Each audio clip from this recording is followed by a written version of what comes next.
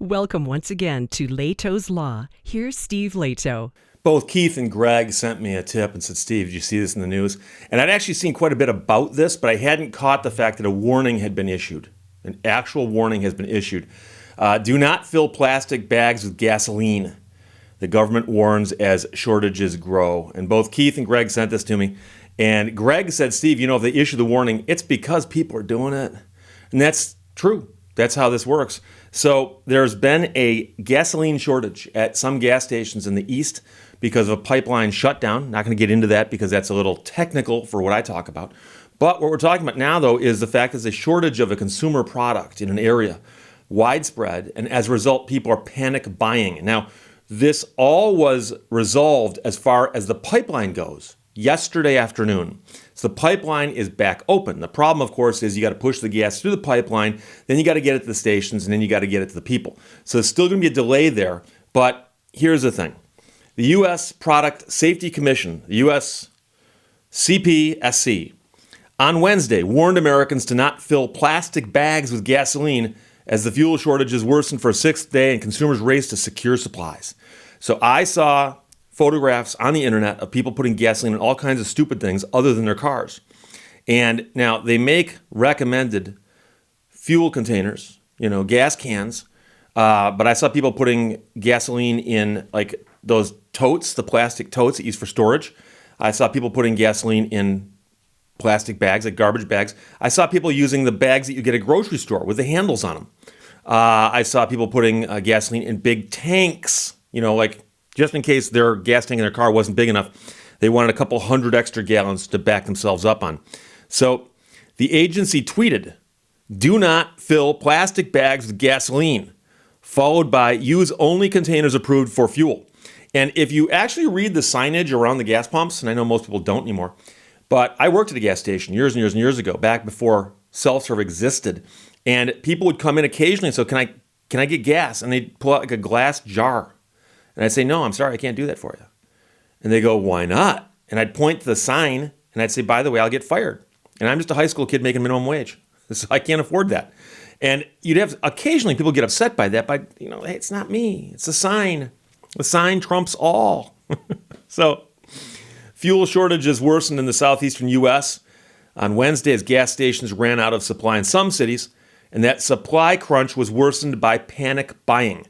And as some people have noticed, if the panic buying hadn't happened, many of those stations wouldn't have run out of gas. And so, unfortunately, people just panic buy. And I remember on 9/11, I was teaching that day. And I drove into school, and I drove by gas stations with huge lines. Big, long lines. So I got to school, and I was preparing to teach class, and I was there a few minutes early, and we were discussing what had happened. 9/11. And at that time, it was still a little unclear. On the same day, it was still a little unclear as exactly what was going on. And I said, did anybody here get in line to buy gas? And a guy raised his hand. He goes, yeah, I did. I go, how long are you in line for? And he goes, 20 minutes. I go, why? Like, why'd you do that? I go, we out of gas? He goes, no. I go, so wait, you had gas? He goes, yeah, I had 3/4 of a tank. I go, so you waited in line all that time just to get another quarter of a tank? He goes, yeah. I go, why? And he goes, well, other people were in line. So the supply crunch was worsened by panic buying. It's brought long lines and high prices at the pump ahead of the Memorial Day holiday weekend at the end of this month, which traditionally marks the start of the peak summer driving season. And of course, if everything stays the same as it is right now, the gasoline supply should be back to normal. So the U.S. CPC has a Twitter account, and they tweeted out, when using a gas canister, never pour gasoline over or near an open flame. Apparently, they felt the need to throw that in also. And so I've already mentioned that it's against the law to put gasoline in a bag. It's also unsafe. I saw somebody filling a big plastic tote with gasoline, and then they picked it up and put it in the trunk of their car. And now, here's the thing. Most people don't stop to think about this because they don't often encounter that situation. But imagine putting a fish tank in your car and then trying to drive someplace with it without having it slosh over, assuming the water's anywhere near the top. And so putting a big thing of gasoline in the back of your car, even if you put the lid on it and slosh it around a little bit, the gas will get out. And there ain't nothing worse than the smell of gasoline in a vehicle. If it gets in the carpeting or in any of the padding or anything like that, it can be horrific. And it'll take a long, long time to get out the smell if you can get it out at all. So you might be wondering, Steve, was there a solution to this? And there are some legal issues that arise, but there was an obvious solution. And it kind of bothers me that the gas stations didn't do this, but the obvious solution would have been to ration gas. And I know that people freak out when they hear that word, but we had to do that back in the 70s during the original OPEC energy oil/gas crisis, which was caused by OPEC, where they actually said, because gas stations will run out otherwise, we're going to limit you to only being able to fuel your car every other day based on the number of your license plate or some such. And all the gas stations here had to do was pick a number, 5, 10, and say, you can buy gas, but you can only buy 5 gallons. And then have somebody stand out there and actually monitor it. But they didn't do this for 2 reasons. One is they don't care. They just want to sell their gas. So they can sell their gas to 10 customers instead of 100. It's less work for them to sell it to 10. And number 2, to have someone stand outside would require them hiring an extra person. And they don't want to do that. They don't want to do that.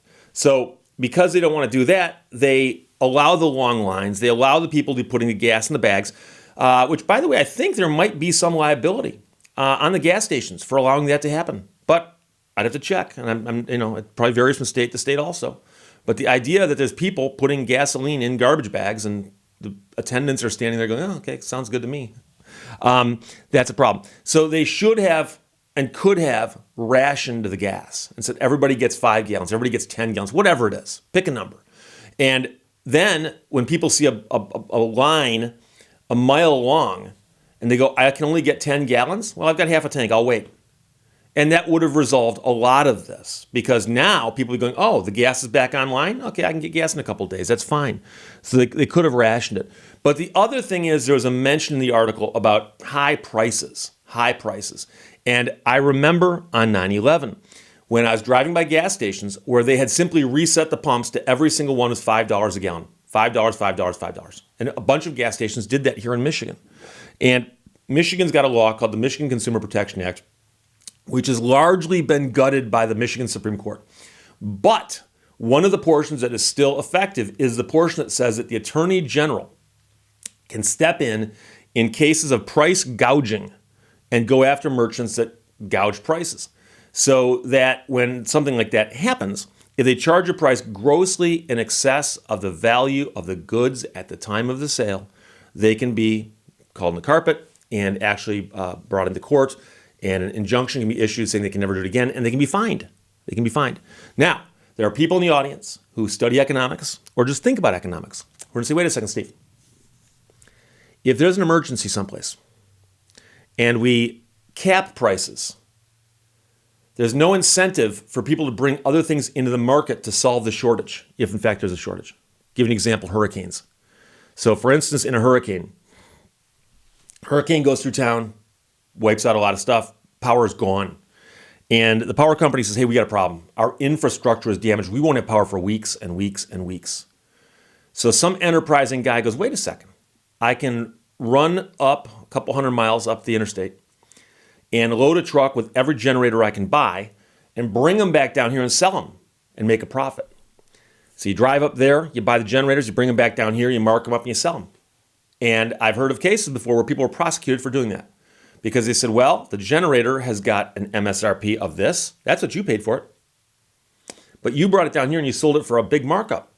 And that big markup is substantially more than the price of the goods at the time of the sale and the value of the goods. And people have done that and gotten in trouble. So they go, okay, I won't do it again. So there's a bunch of people sitting around in an area that's been wiped out by a hurricane going, I wish I had a generator. Local Home Depot is wiped out, literally, the building's down. And if it wasn't, the few they had in stock are gone.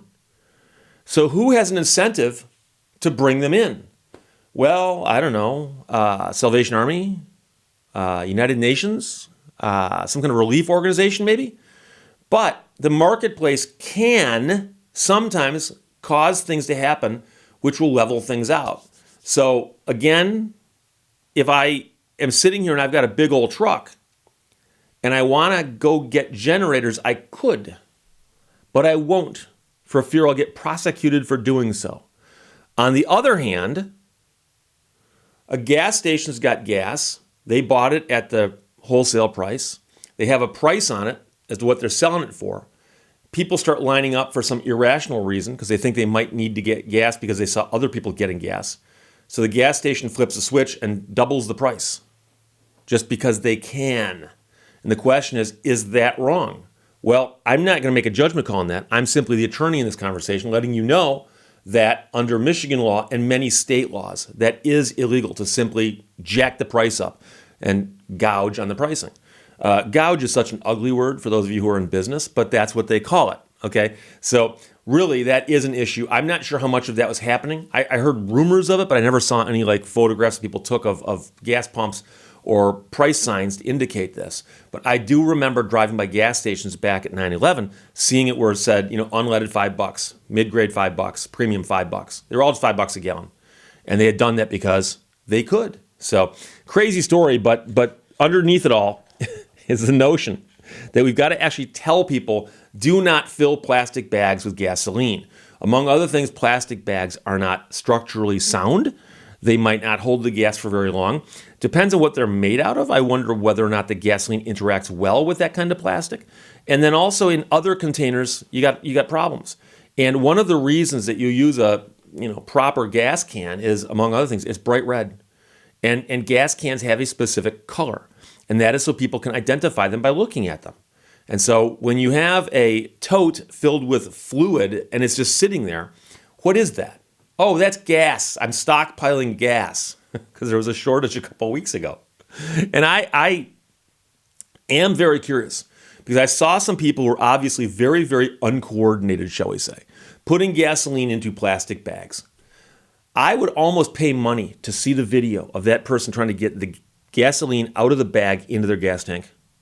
I mean, on some levels, it had to be pretty funny to watch because one of the things that gas cans have is a spout that helps you get gas into the car. And most garbage bags or grocery store bags don't have spouts, and neither do laundry totes. So it's a crazy situation. And Greg Keith, thanks for passing it along. And as Greg said, they got to tell you this because people are doing it. And they were. I saw it all over the internet. And it was a meme. And, it was caused by something very serious, but it's not something you should do. So do not fill plastic bags with gasoline, U.S. warns, as shortages grow.